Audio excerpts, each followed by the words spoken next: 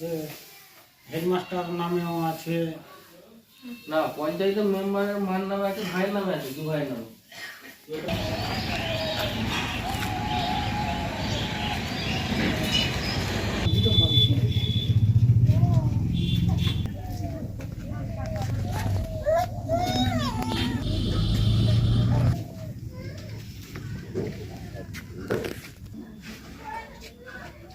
ছিল, হ্যাঁ কেটে দিয়েছে। তো ওই লিস্টে নাম আসেনি, এখন নাম কেটে দিয়েছে।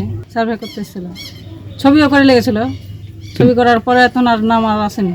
ভালো ভালো ঘরের নাম আসছে, আর আগে চাষির ঘরের নাম আসে না। রেশন ডিলারের নাম আসছে, রেশন ডিলারের আত্মীয় সবারই নাম আসছে, আমাদের নাম আসবে না। আমাদের খেটে খাইছে বলে কি আমরা বঞ্চিত থাকবো? দিতে পারিনি, ওই লেগে বাদ দিয়ে দিয়েছে। টাকা 10,000 করে, তাও ওই নিম্বাররা আছে। হ্যাঁ, কিছু 10,000 টাকা করে লাগবে আগাম। তখন 2018-তে এসেছিল, তখন আমি লাইসেন্স পাইনি, তখন আমি ডিলারশিপে ছিল না। 2022-এ আমি ডিলারশিপ পেয়েছি। কী করে আসলো না আসলো আমরা বলতে পারবো না। সার্ভে হয়েছিল 18-তে, আমরা আবাসের টাকা নিয়ে করবো, আমাদের তো আছে, আল্লাহ দিয়েছে, ঠিক আছে। হ্যাঁ, আমরা কাটতে বলেছি। দেখুন, এটা খুব বেশি তো হওয়ার কথা নয়, কিন্তু আমরা তো প্রভিশনাল লিস্ট মাত্র প্রকাশ করেছি গ্রাম পঞ্চায়েত এবং সংসদ লেভেলে সেটাকে পৌঁছে দিয়েছি। এবার সেটার উপরে ক্লেমস অ্যান্ড অবজেকশন পিরিয়ড খোলা আছে আগামী 3 তারিখ পর্যন্ত। তো যে সমস্ত নাম এরকম উঠে আসছে, একটা দুটো ভুলভ্রান্তি হতেই পারে, হয়তো তাকে কোনোভাবে মিসগাইডেড করা হয়েছে বা বুঝে উঠতে পারেনি, সেগুলো সমস্ত কিছুর জন্যই এই পিরিয়ডটা রয়ে গেছে। যে এই টাইপের যত অবজেকশন আসবে সবগুলোই আমরা রেকটিফাই করব, এবং পুরো রেকটিফাইড লিস্টই গ্রাম পঞ্চায়েত সংসদে লাস্টে আমাদের কাছে, ওদের কাছ থেকে পাস হয়ে রেজলিউশন সহকারে উঠে আসবে। সম্ভাবনা খুবই কম আছে। এটাই যে এখন যখন আমরা সংসদ লেভেলে সেটাকে প্রকাশ করলাম, তখন বিভিন্ন মানুষের অবজেকশন যখন উঠে আসলো বা কমপ্লেন উঠে আসলো, তখন এগুলো আমাদের নজরে আসলো। হ্যাঁ, অবশ্যই যাদের বিওআই সার্ভের যে ক্রাইটেরিয়া আছে, যাদের মিসম্যাচ করবে বা যাদের থাকার কথা না, তাদের কারণ আমি থাকবে না। এরকম অ্যাকচুয়ালি এরকম হয়ে থাকে যে একই ব্যক্তির হয়তো একাধিক জায়গায় তার প্রপার্টি রয়ে গেছে, তার এখানে হয়তো একটা বড়সড় বাড়ি রয়ে গেছে, কোথাও হয়তো একটা কাঁচা বাড়ি রয়ে গেছে, বা তার গ্রামের বাড়ি বা ফার্ম হাউস, সেটাকে দেখিয়ে হয়তো সে মিসগাইড করেছে, বা সার্ভেটিংয়ে হয়তো সেটা ভুলভ্রান্তি হয়ে গেছে। তার জন্যই তো এই পিরিয়ডটা রয়ে গেছে। প্রভিশনাল লিস্ট আমরা পাবলিশ করলাম ফাইনাল লিস্টের আগে এই সময়টা, এতে আমার কারো না কারো নজরে আসবে সংসদ লেভেলে, তা কমপ্লেন আসবে, তখন আমরা সুপার চেকিংয়ের মাধ্যমে সেটাকে আমরা ক্যান্সেল করব। এটাই হলো যে এখন যে কমপ্লেনগুলো উঠে আসছে সেটা আমরা নতুন করে আবার সার্ভে করাচ্ছি, সেই সার্ভেতে যা রিপোর্ট আসবে তার বেসিসে সে সমস্ত নামই ক্যান্সেল। তাহলে স্যার, যে রেশন ডিলারের যে অট্টালিকা বাড়ি রয়েছে স্যার, ওদের নাম বাদ যাবে তাহলে? 100%ই বাদ যাবে।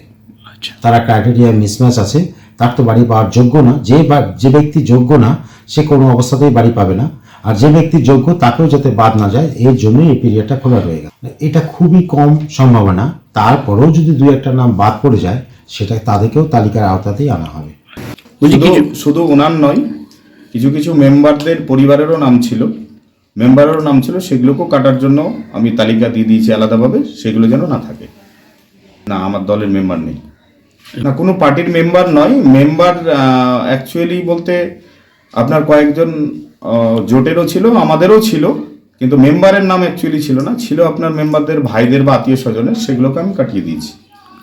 শুধু ওটাও নয়, যাদের আর্থিক অবস্থা সচ্ছল আছে বা পাকা বাড়ি আছে, ছাদপিটা বাড়ি আছে, তাদেরও নাম আমি কাটিয়ে দিয়েছি দেখে দেখে ধরে ধরে। মাননীয় মুখ্যমন্ত্রীর যে স্বপ্নের প্রকল্প, উনি যে খুব আশা করে সব গরিব মানুষকে, যাদের ছাদ নেই, যাদের বাড়ি নেই, গৃহহীন, তাদের যে দিচ্ছেন, সেই আশাকে বাস্তবায়ন করার জন্য আমরা যথারীতিভাবে লেগে আছি।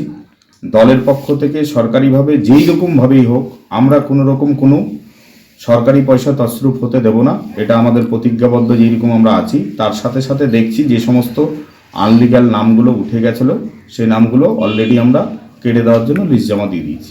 সার্ভে করতে এসে ওনার এখনও টালিরই বাড়ি, ডিলার সাহেবের এখনও টালির বাড়ি, উনি যেখানে থাকেন, বসবাস করেন, বলে হয়তো টালির বাড়ি দেখেছে, আংশিকভাবে বলেই হয়তো করে ফেলেছে। এটা হতেই পারে, টেকনিক্যাল কিছু ফল্টও হতে পারে, এটা বলবো না।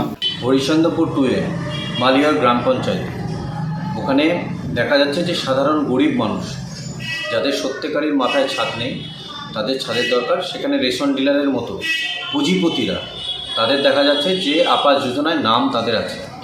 আমরা ভারতীয় জনতা পার্টির পক্ষ থেকে বারবার বলেছি যে চোর সরকারকে, এই ধান্দাবাজ দালাল এবং সিন্ডিকেট রাজ, যেখানে মমতা ব্যানার্জি তৃণমূল কংগ্রেসের প্রত্যেকটা জায়গায় পঞ্চায়েতে লুট করে সব ক্রিমিনালদেরকে বসিয়ে রেখেছে, এবং তাদের আন্ডারে আমরা কি আশা করতে পারি যে একটা সাধারণ খেটে খাওয়া মানুষ যার বাড়ির মাথায় ছাদ নেই তাদের মাথায় ছাদ হবে। আর সেইখানে গিয়ে তৃণমূল কংগ্রেসের পঞ্চায়েত প্রধান, মেম্বার, রেশন ডিলার সহ বিভিন্ন ভাই ভাতি যাদের দেখা যাচ্ছে যে যাদের 4টে করে গাড়ি, 3তলা বাড়ি, বাড়িতে 4টে করে এসি লাগানো আছে, তাদের সেইখানে দেখা যাচ্ছে যে তারা আবাস যোজনার নাম তাদের আসছে। আর গরিব মানুষরা যেহেতু টাকা দিতে পারছে না তৃণমূল কংগ্রেসের পঞ্চায়েত মেম্বার প্রধানদের, সেজন্য তাদেরকে সেই তালিকা থেকে বাদ দেওয়া হচ্ছে। আমরা ধিক্কার জানাই ভারতীয় জনতা পার্টির পক্ষ থেকে এইসব তৃণমূল কংগ্রেসের যেসব পঞ্চায়েত মেম্বার প্রধানরা আছে এবং যেখানে যেখানে পঞ্চায়েত আছে, আমরা সাধারণ মানুষকে আর্জি করছি যে ভারতীয় জনতা পার্টি পাশে আছে। এইসব লোক দুর্নীতিগ্রস্তদের মেরে ঠেটিয়ে ঝেঁটিয়ে সেই সব অঞ্চল থেকে মারতে মারতে সেখান থেকে বের করে আগামী দিন যাতে এই সব করতে তারা সাহস না পায়। আমরা প্রত্যেকটা জায়গায় সাধারণ মানুষকে বলেছি যে এই তৃণমূল কংগ্রেসের সরকার পঞ্চায়েতকে এখান থেকে উৎখাত করে আগামী দিন ভারতীয় জনতা পার্টি সরকার করলে এইসব আবাস যোজনার তালিকায় যারা রয়েছে সাধারণ মানুষ, যাদের খেটে খাওয়া মেহনতি মানুষ, তারা প্রকৃত অর্থে যাতে পায়, তার জন্য আমরা ভারতীয় জনতা পার্টি আন্দোলন করছি এবং লাগাতার এই আন্দোলন আমাদের চলবে। আবাস যোজনার টাকা কেন্দ্রীয় সরকার আটকে রেখে বাংলাকে যখন বছরের পর বছর বঞ্চনা করতে চাইছে, তখন আমরা দেখিনি কোনো বিজেপির সাংসদ, বিজেপির বিধায়কদেরকে কেন্দ্রীয় সরকারের কাছে দরবার করে এই বাংলার খেটে খাওয়া মেহনতি মানুষের আবাস যোজনার টাকা ফিরিয়ে আনার আন্দোলন সংগঠিত করতে। আমরা দেখেছি জননেত্রী মমতা বন্দ্যোপাধ্যায় এই কেন্দ্রীয় সরকার থেকে আবাস যোজনার টাকা ফিরিয়ে আনার জন্য দিল্লির দরবারে আন্দোলন শুরু করেছিলেন। আমরা দেখেছি আমাদের সাধারণ সম্পাদক অভিষেক বন্দ্যোপাধ্যায় আন্দোলন সংগঠিত করেছিলেন। তারপরেও যখন বঞ্চনা করবার জন্য কেন্দ্রীয় সরকার একটি টাকাও দেয়নি, তখন এই রাজ্য সরকার মমতা বন্দ্যোপাধ্যায় আমাদের মুখ্যমন্ত্রী হিসাবে নিজে উদ্যোগ নিয়ে সমস্ত মানুষের বাড়ির উপর যেন মাথার উপরে ছাদ থাকে, তার জন্য গরিব খেটে খাওয়া মেহনতি মানুষের আবাস যোজনার টাকা রাজ্য সরকারের কোষাগার থেকে তিনি দেওয়ার জন্য উদ্যোগ নিয়েছেন। আমরা সাধুবাদ জানাই। আর পাশাপাশি তদন্ত করে, সরজমিনে তদন্ত করে কোনো মানুষের নাম যদি ভুলভাবে নথিভুক্ত হয়ে থাকে সেটারও তদন্ত ইতিমধ্যে শুরু হয়েছে। কাজে বিজেপি শুধু অভিযোগ না করে বাস্তবের ময়দানে আসুন। বাংলার মাটিতে বিজেপি অপ্রাসঙ্গিক হয়ে গেছে বলে শুধুমাত্র বিভিন্ন সময় কমপ্লেন করে করে রাজনীতির ময়দানে টিকে থাকতে চাইছে। এই বাংলায় বাংলার মানুষ ইতিমধ্যে রায় দিয়েছে। বাংলা বিরোধীদেরকে বিসর্জন দিয়ে বাংলার মানুষ তৃণমূল কংগ্রেসের পক্ষে আছে, জননেত্রী মমতা বন্দ্যোপাধ্যায়ের সাথে আছে।